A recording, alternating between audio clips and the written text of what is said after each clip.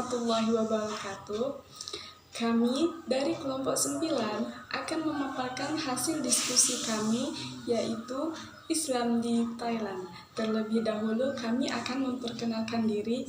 Saya sendiri Umi Aisyah, jurusan Pendidikan Islam Anak Usia Dini, kelas 6B, dan rekan saya sendiri Intan Fitri Karimah.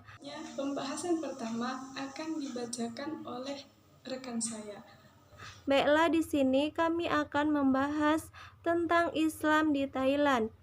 Sebelum memasuki pembahasan, saya akan menjelaskan yang pertama, sejarah masuknya Islam di Thailand. Yang kedua, problem minoritas Muslim Thailand. Di Thailand, mayoritasnya beragama Buddha. Terdapat kurang lebih 6,5 juta umat Islam atau 10% dari seluruh penduduk Thailand yang berjumlah 6,5 juta orang.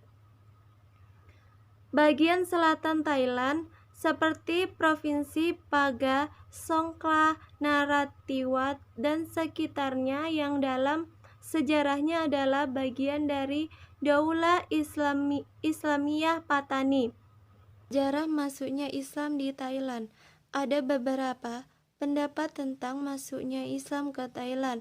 Yang pertama, Islam masuk ke Thailand sekitar abad ke-10 atau 11 melalui jalur perdagangan.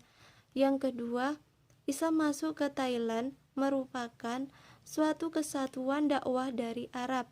Yang ketiga, Islam masuk ke Thailand melalui Samudra Pasai. Abad ke-9, Islam berada di daerah yang sekarang menjadi bagian Thailand Selatan sejak awal mulanya penyebaran Islam di Jazirah Arab. Pada tahun 1486 sampai 1630 Masehi, beragama Buddha dan masuk Islam berganti nama menjadi Sultan Ismail Shah. Sejak itu agama Islam mempengaruhi budaya dan kehidupan keagamaan rakyat Patani.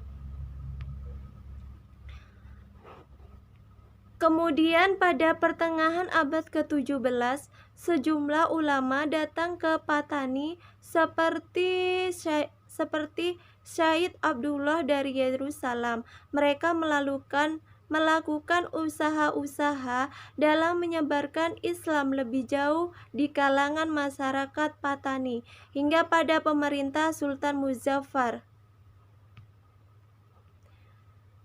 Problema minoritas Muslim Thailand. Konflik yang terjadi di Thailand sebelah selatan adalah konflik yang terjadi karena pertarungan antara Muslim Melayu dengan Buddhis Thai. Hal ini tidak lepas dari fakta yang ada, bahwasanya sebagian besar masyarakat di daerah Thailand Selatan khususnya di daerah Patani adalah orang Melayu Muslim.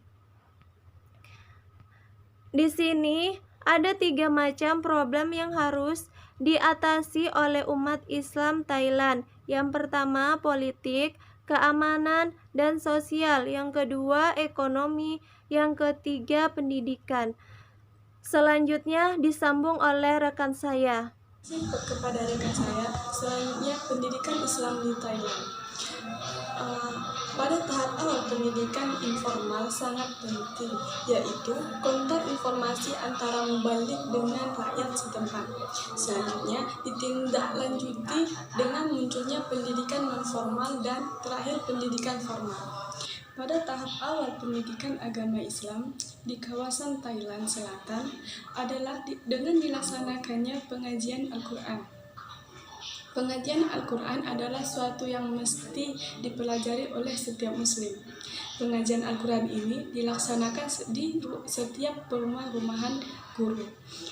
Dan yang selanjutnya adalah pendidikan pondok.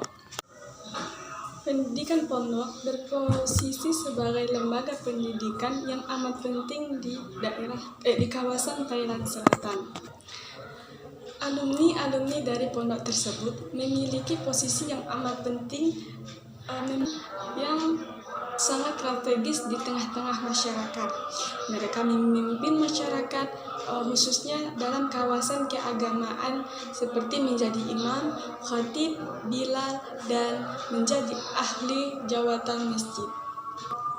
Pendidikan formal yang dilaksanakan pemerintah dimulai pada masa Raja Jalongkang tahun 1899. Sekolah ini kurang mendapat sambutan dari masyarakat. Mereka melihat itu, pada tahun 1821 pemerintah mengeluarkan undang-undang yang mewajibkan sekolah mulai dari tingkat sekolah dasar kelas 1 sampai kelas 4. Telah terbukti statistik 1960 tamatan sekolah dasar kelas 1 sampai kelas 6 di wilayah tersebut hanya 13,67% saja. Masyarakat masih terkait erat dengan pendidikan pondok. Kebijakan pemerintah Thailand berikutnya pada tahun 1966 adalah dengan mewajibkan seluruh institusi pondok untuk mendaftarkan diri ke pemerintahan di bawah Akta Rakyat Raksasa Islam, yakni Islam sekolah swasta mengajar agama Islam.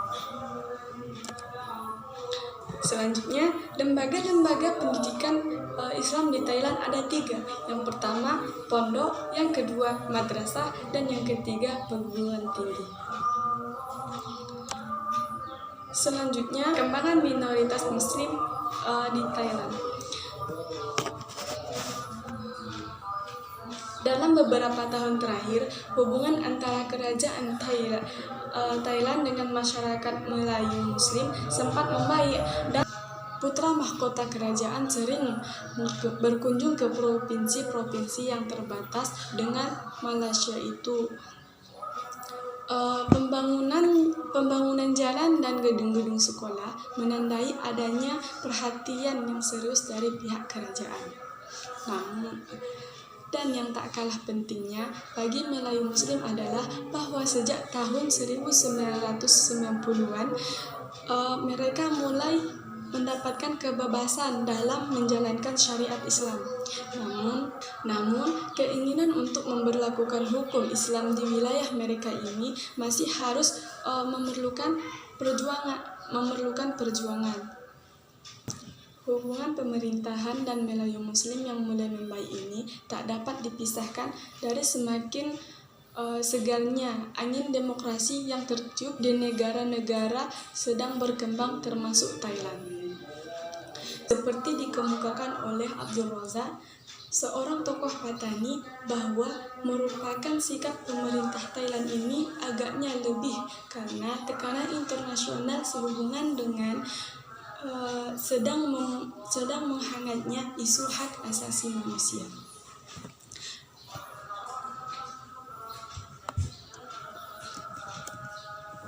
Akan tetapi, meski pemerintahan mencoba memperbaiki hubungannya dengan Melayu Muslim, mereka masih belum bisa menghilangkan trauma masa lalunya, terutama kalangan generasi tua.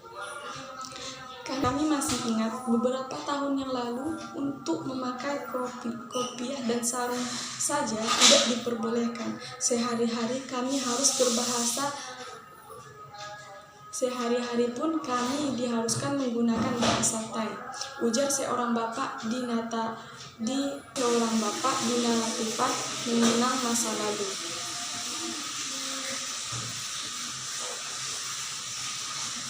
Buatnya kesadaran akan masa lalu yang pahit ditambah oleh kenyataan masih adanya kaki tangan kerajaan yang menganggap umat Islam di kawasan selatan Thai seperti api dalam sekam. Kesadaran akan masa lalu yang pahit ditambah oleh kenyataan masih adanya kaki kerajaan yang menganggap umat Islam di kawasan selatan Thai seperti api dalam sekam, membuat Melayu Muslim ini tetap menjaga jarak dengan pemerintahan Thailand. Hal ini antara lain terindikasi dari cara mereka yang menjaga kemandirian finansial lembaga pendidikan tradisional pesantren.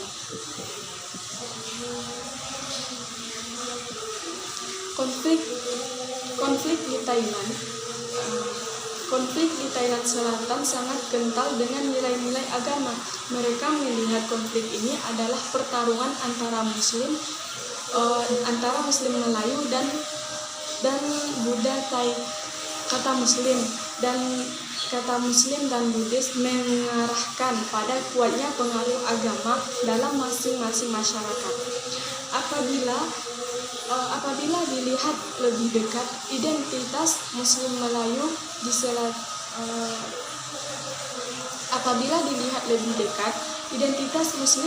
di Thailand Selatan memang sangat kuat, khususnya di tiga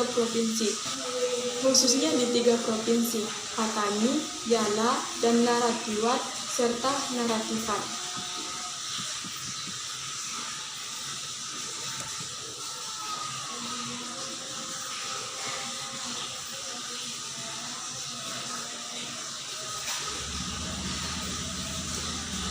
Dalam 3 tahun terakhir, lebih dari 200 orang meninggal terkait dengan konflik di Thailand Selatan. Korban lebih banyak ditembak dan dibom oleh kelompok yang tidak dikenal. Juga oleh pendekatan militer dan polisi terhadap Muslim. Pada April 2004, 30 pemuda Muslim ditembak oleh tentara di Masjid Kurusi. Masjid ini sangat bersejarah karena didirikan pada abad 15, masjid tertua di Thailand. Suatu periode dengan masa kejayaan Islam pada Khalifah Abbasiyah. Peristiwa kedua adalah pada Oktober 2004. Sekitar 175 Muslim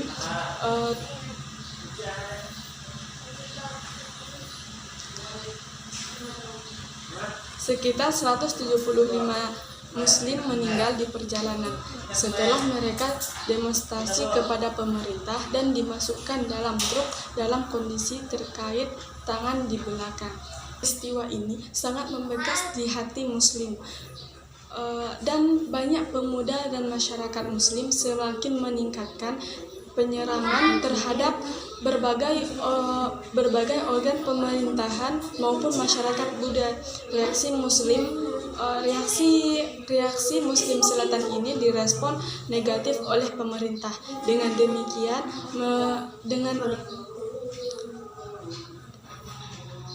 dengan tetap memperlakukan darurat militer di kelima provinsi ini. Dari paparan di atas dapat kami simpulkan bahwa kerajaan Thailand adalah sebuah negara yang mayoritas beragama Buddha, di mana Buddha merupakan agama resmi di negara tersebut.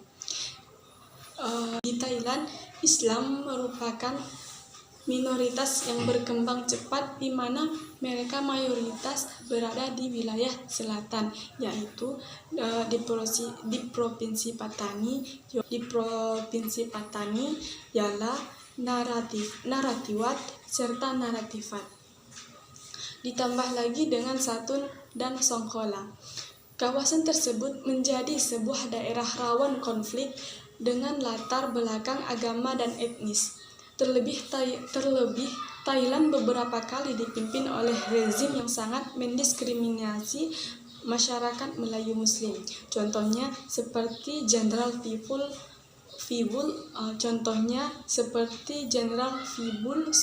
Songkram dan Perdana